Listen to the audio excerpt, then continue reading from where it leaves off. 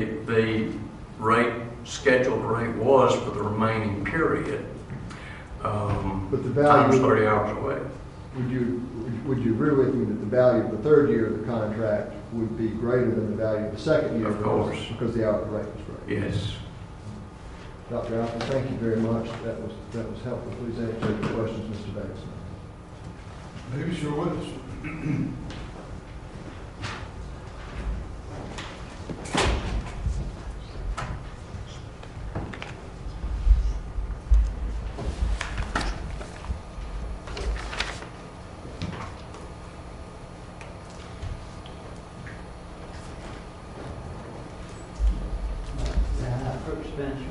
Yes, ma'am.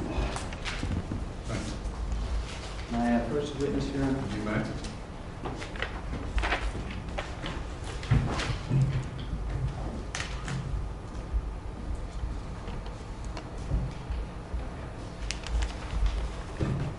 Afternoon, Dr. Alford. You and I had met before. It seems like we just saw each other last week. All right, yeah. If you don't mind, I think that I'd like to go in reverse order, what you just went in. And I'll go to the report that you went through last, and then go to the second report second, and then what you went through first, third, and we'll just go backwards. So in the binder I just handed you, that's actually, your third report would be Defense Exhibit 55.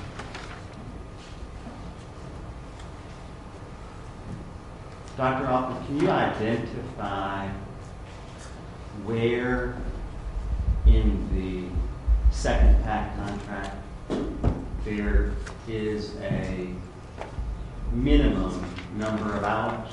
No. And so when you provided opinions on compensation, you were using the number of hours that were prescribed under the liquidated damage provision, were you not? Yes. And that's not the number of hours that Anderson County is required to use PAC in any given month. No. And in fact, if Anderson County so chose, it could reduce PAC down to an hour a week, couldn't it? As far as actually in the contract, yeah. Because there's no minimum hours. No, there's not.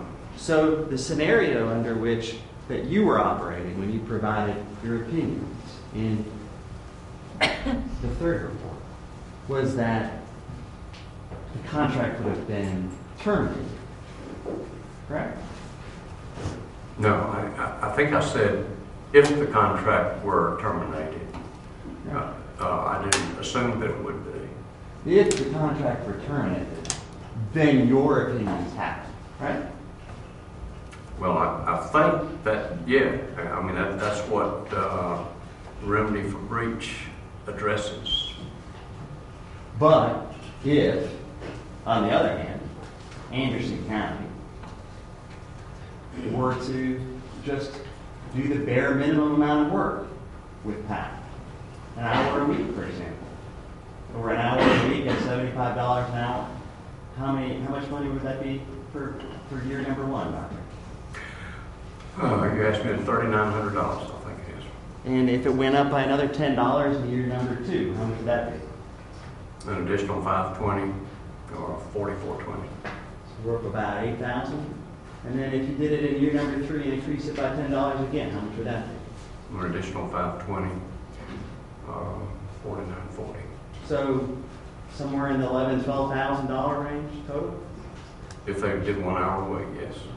So under your report, for the number that you identified, this big number, this $397,800 number, they'd actually have to terminate for that, right? They actually what? Anderson County would actually have to terminate for the $397,800 number to even apply in any way, right? That's what breach of that's a remedy for breach, yeah. But if Anderson County so elected and they didn't terminate the contract in any way, and they reduced it down to 1 hour a week, it would have been $13,000 all in, right? Yes.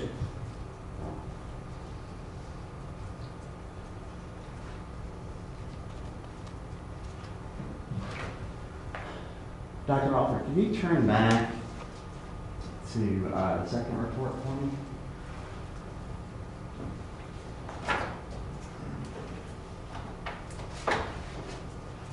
Dr. Alford, can I get you some water? That'd be great, Mike. May I approach you? You may.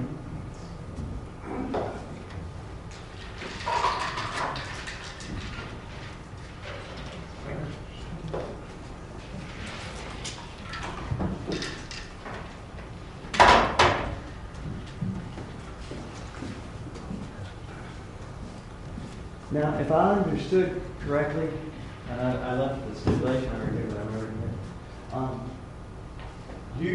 You based this report number 2, upon the calculations provided by 2 individuals, Tammy Nichols and Sharon Graham. Is that right? Yes.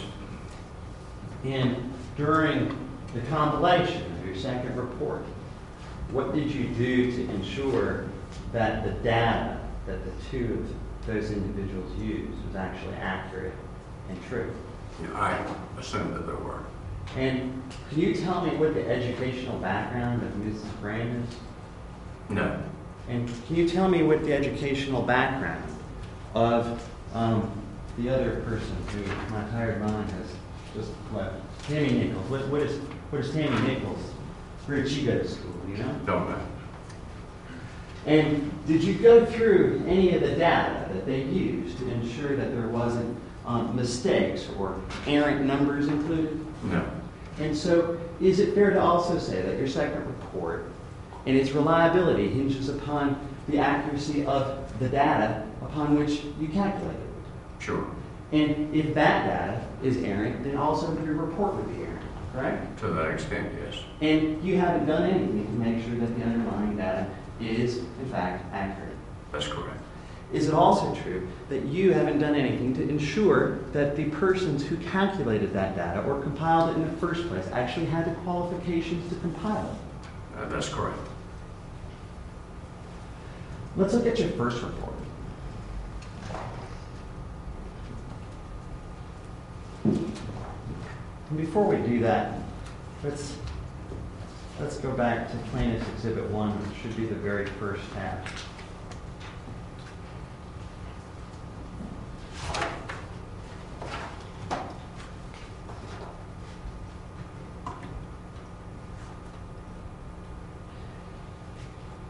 As I understand what you did in relation to your first report, you in part reviewed the Master Employment Agreement, which is under Plaintiff's Exhibit number 1.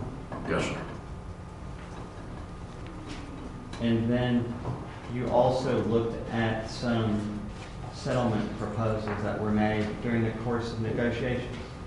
Yes, that's correct. And then what you did is you took those settlement proposals and you put them into a nicer chart, and I appreciate you doing that. But that you put that chart together that compared them side by side, right?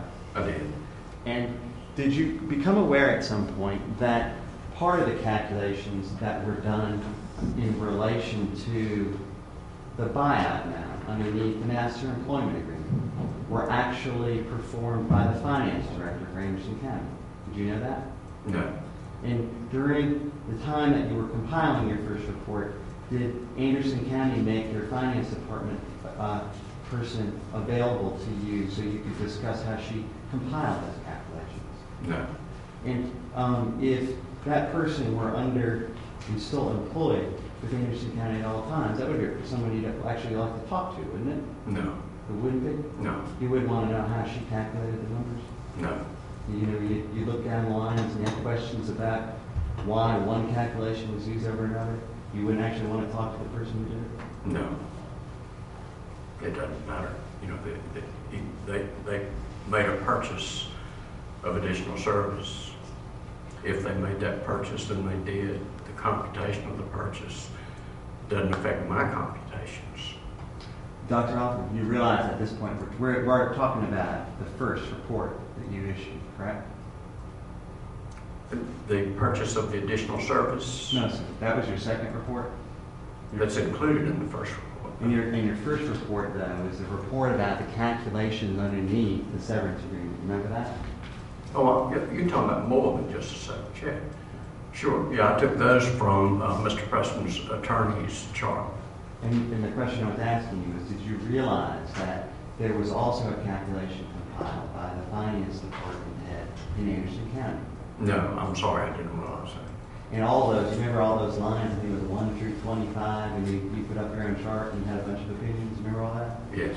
And she played an instrumental part in coming up with the calculations in those 1 through 25 lines. Did you know that? No. And did you talk to her when you were trying to calculate your own calculations with respect to categories 1 through 25? No. Would she be someone that you would have liked to have talked to when you were rendering your own report? No, not really. As you were aware, I accepted a number of the calculations by Mr. Preston's attorney, and I assumed those were accurate. If you're going to say they were not, then that's another issue. But I accept them as being accurate. I'm just asking you whether, if talking to the person who calculated the numbers in the first place would have been useful, or someone you'd like to talk to. No, it wouldn't. Can you turn to Plaintiff's Exhibit number 1 for me? And that was the master employment agreement itself. Okay, The first question that I'd like to ask you relates to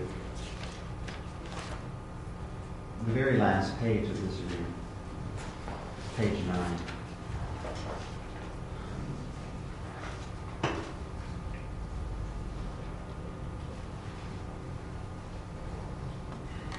On page 9, there's a section that's 17B.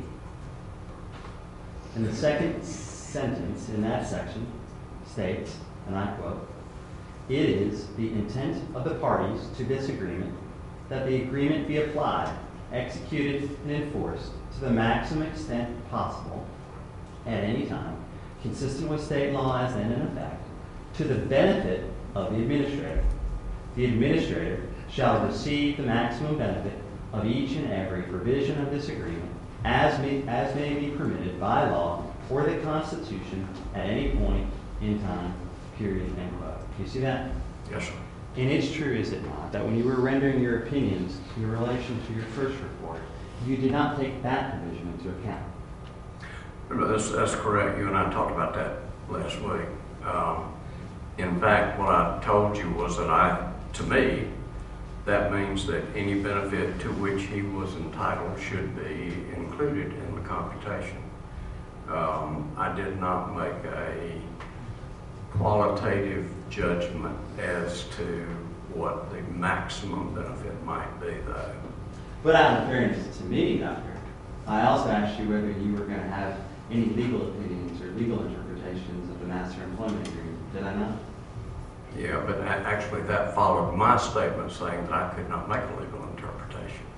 So, with respect to your opinions as contained in report number 1, you didn't take into account paragraph 17B because you're not capable of making the legal opinions about its interpretation. No, that's exactly right. Not with regard to what the state of South Carolina constitutionally mandates. That's not my bailiwick.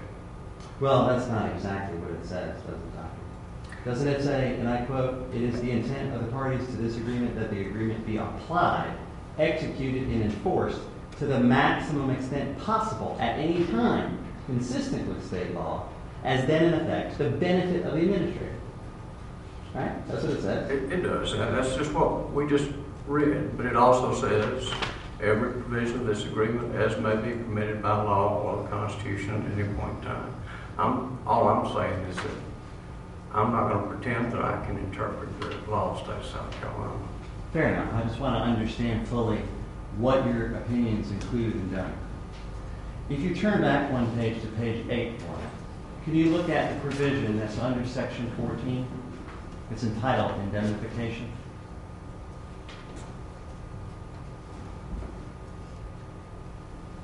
That's it.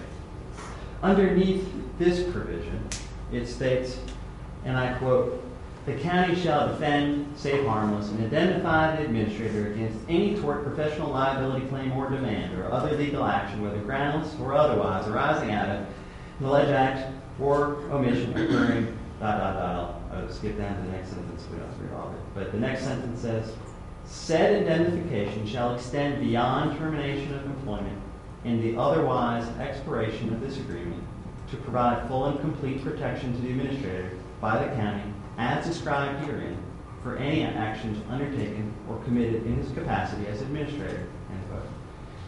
It's true, is it not, and we agree, that Section 14, the section entitled Indemnification, has economic value.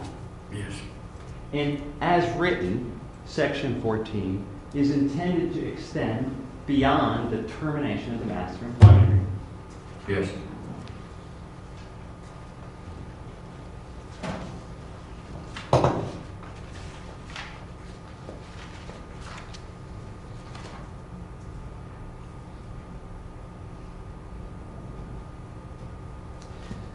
Doctor, will you turn and look at Plaintiff's Exhibit 7 for me, which should be the...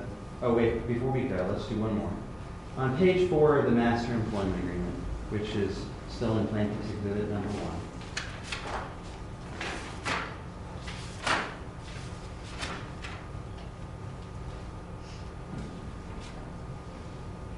There's a subparagraph all the way down the bottom. It's lettered E. Do you see it? Yes, I did. And that provision states, and I quote, "Contemporaneously with the delivery of all severance pay and entitlements here and above set out, the administrator agrees to execute and deliver to the county a release, releasing the county of all further claims that the administrator may have against the county." End quote. Did I read that correctly? Yes, you did.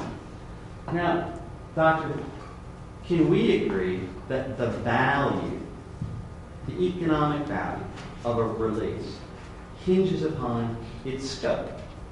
Yes. In other words, the bigger its scope is, the more valuable it is. Yes. And the narrower it is, the less value it is. Sure.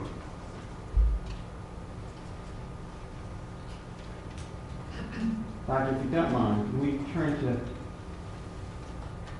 Plaintiff's Exhibit 7 now?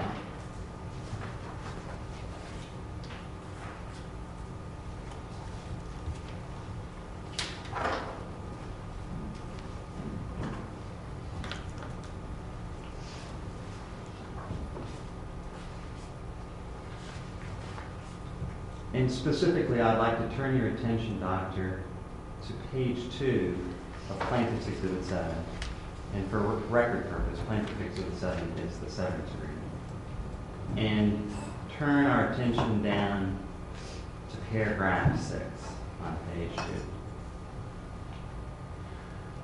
Paragraph, and I'm going to have to beg your apology for reading this because it's a little bit verbose, but I have a reason to do it. I need to follow you for the question, so I'm sorry in advance. But paragraph 6 states, and I quote, "In consideration of the county's agreement to provide employee with the severance payments described in this agreement, employee for himself, his heirs, his legal representatives, and his assigns hereby covenants irrevocably never to make any claim or demand or to commence, cause, or permit to be instituted or prosecute any suit, charge, proceeding, or action at law or in equity against the county,"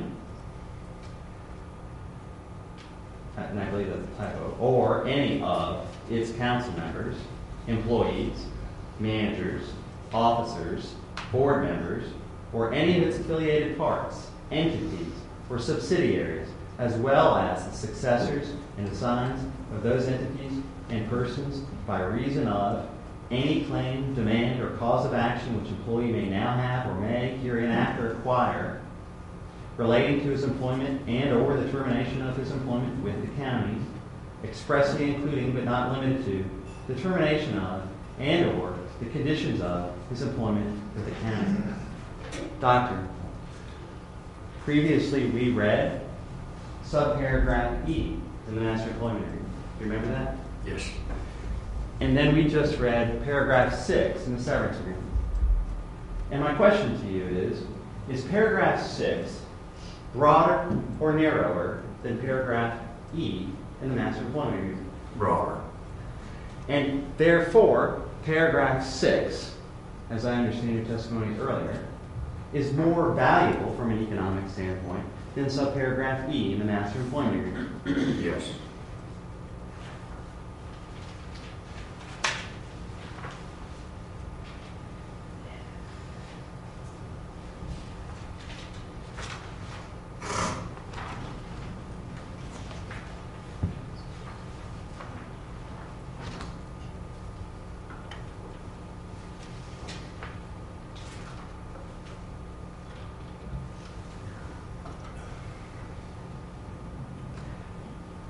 Doctor, would it be fair to characterize the calculation that you made with respect to your first report as an endeavor at mechanically calculating the buyout amount prescribed by the master employment agreement? Yes. So, in other words, to get rid of all that verbiage, you took the master employment agreement and you wanted to see how much under the four corners is the buyout, right? Yeah, that's correct. You didn't take into consideration anything that would involve things outside the four corners of the master employment agreement, did you? That's correct. And at any point during your analysis, did anyone inform you that Mr. Preston's attorney had asserted claims beyond the four corners of that document? That was included in one of the letters, in one of the settlement letters, yes. But you were asked not to calculate things beyond just the four corners of the document, right? No, that's not exactly right. I was not asked not to do something. I was simply asked to evaluate the buyout identified in the master employment agreement. That is a fair distinction. I appreciate that. And I didn't mean that to come out the way I think I did come out. I'm just getting a little tired at the end of the day. You were asked to do something specific, right? Sure. It was to calculate the buyout under the master employment agreement. That's right. And the thing that you were asked to do that was very specific wasn't including anything that exceeded the four corners of that document, right? That's right. And Mr. Preston's claim, as you further learned at a later point, actually included things beyond the four corners of that document, right? No, I didn't learn that at a later point. It was included in, at least a reference to possible claims was included in the settlement